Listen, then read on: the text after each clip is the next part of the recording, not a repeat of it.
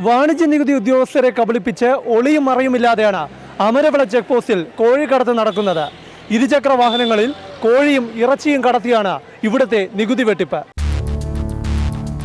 തമിഴ്നാട് അതിർത്തി കടന്ന് അമരവിള ചെക്ക് പോസ്റ്റിലൂടെ ആഴ്ചയിൽ കടന്നുപോയിരുന്നത് 15 കോഴി ലോറികളാണ്. ഇപ്പോൾ 2 എണ്ണം. ഇരുചക്ര വാഹനങ്ങളിലാണ് ഇപ്പോൾ മുഴുവൻ കടത്തും. നേരം പുലരും മുൻപ് കോഴിക്കടത്ത് സംഘങ്ങൾ കടത്താരംഭിക്കും. കോഴികളെ കൊന്ന് ഇറച്ചിയാക്കി കവറിൽ കെട്ടിയാണ് കടത്ത്. ജീവനോടെയും കടത്തുണ്ട്. അമരവിളയിൽ വാണിജ്യ നികുതി ഉദ്യോഗസ്ഥരുടെ പരിശോധന മറികടക്കുന്നത് ഇങ്ങനെ അമിത വേഗത്തിൽ വാഹനമോടിച്ചാണ്.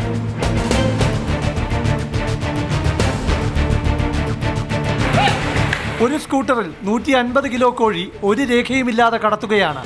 കിലോയ്ക്ക് 150 രൂപ വില കണക്കാക്കി അതിന്റെ 14% നികുതിയാണ് ഇവിടെ ചോരുന്നത്.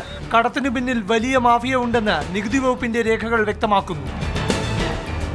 ചെക്ക് പോസ്റ്റിലെ ഉദ്യോഗസ്ഥ നീക്കങ്ങളും പഴുതുകളും കോഴിക്കടത്തുകാരെ അപ്പപ്പോൾ അറിയിക്കാൻ പ്രദേശത്തെ രാഷ്ട്രീയക്കാരടക്കം ഇങ്ങനെ നിരവധി പേർ റോന്തു ചുറ്റുന്നുണ്ട്. പൊതുവെ കോഴിക്കടത്ത് തടയാൻ നികുതി ഉദ്യോഗസ്ഥർക്കൊപ്പം കൂടാത്ത എക്സൈസുകാർ ചാനൽ ക്യാമറ കണ്ടപ്പോൾ പിടിക്കാനിറങ്ങി. അമരവിളയിൽ നിന്നും ക്യാമറമാൻ പ്രേംശശിക്കൊപ്പം പ്രശാന്ത് കൃഷ്ണ, മാതൃഭൂമി ന്യൂസ്.